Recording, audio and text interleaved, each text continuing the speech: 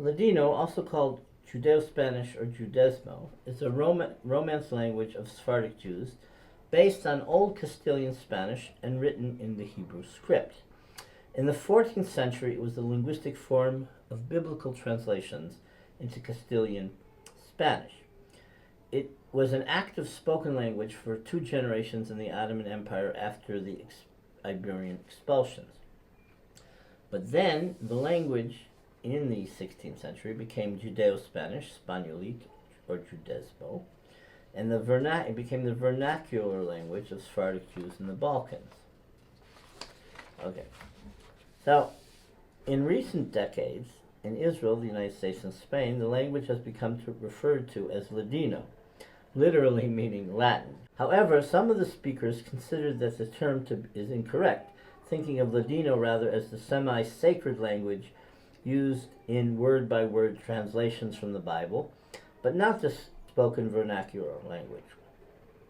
So the spoken vernacular language, as I said, is called Judeo-Espanol, Sephardi, Judeo, Judeo-Espanol, or Espanol-Sefardita, or Judesmo, meaning like the Jewish language. But it's also considered offensive by some native speakers to call it the Jewish language. And that term was not so well known in the native press. In the late 19th and 20th century, Judeo-Spanish was spoken widely in the Balkans and was a language of the press, literature, theater, music, poetry, balladry, and folktales. The language was also used in synagogue liturgy and in Israel and Spain in radio news broadcasts. More than 100,000 native speakers were annihilated in the Holocaust. In Auschwitz, there's a plaque that 250,000 Ladino, Judeo-Spanish speakers were annihilated. I think it's a bit of an exaggeration. After secular modern Turkification in 1924, in Turkey the language appeared in Latin characters and lost all of its Hebrew written elements. In Israel, the language was greatly weakened with the dominance of mandated modern Hebrew. In the Americas, the language gave way to English or Spanish after 2 generations. The dialect of the Oran area of Algeria was called Tetuani, after the Moroccan city of Tetuan, since many Iranian Jews came from there. In Hebrew, their dialect is called Spaniolit. And then Hakatiya is the dialect from Spanish Morocco of Judeo-Spanish in communities like Tetuan or Tangier. So in this table I have here, you have the various scripts.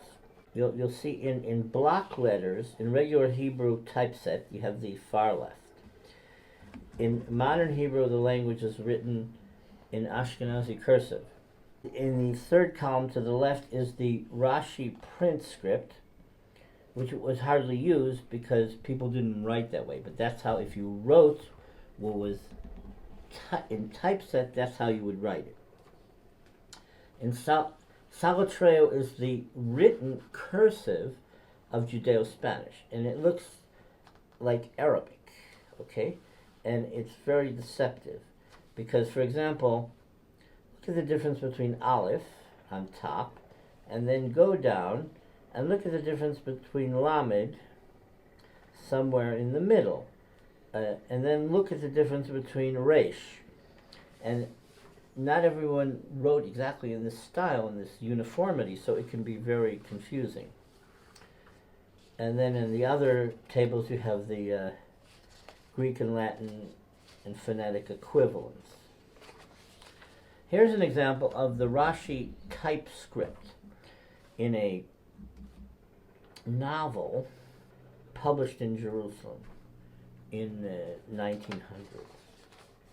If there's a Hebrew date, you add 240, and that's when you get the Gregorian year. The title is Arrivador de los Muertos, the arrival of the dead. And then you see how it's written. There are accents. For example, at the end of the third line, there's the third to the left word is saver, meaning to know.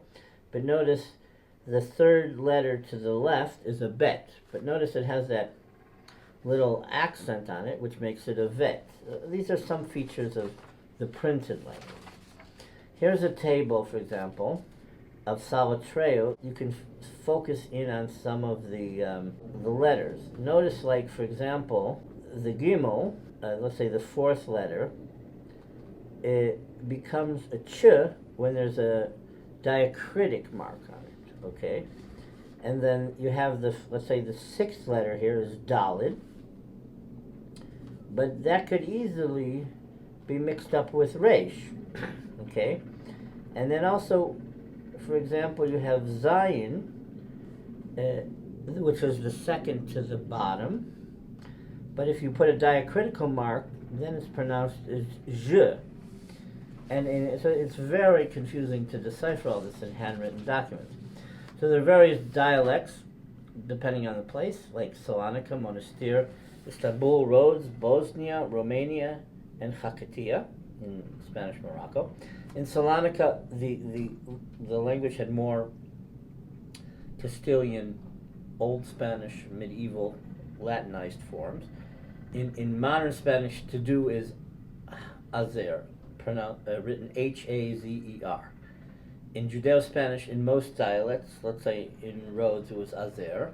In Salonika, you add an F for Fazer. It's not like Portuguese, though. It's old medieval Castilian Spanish.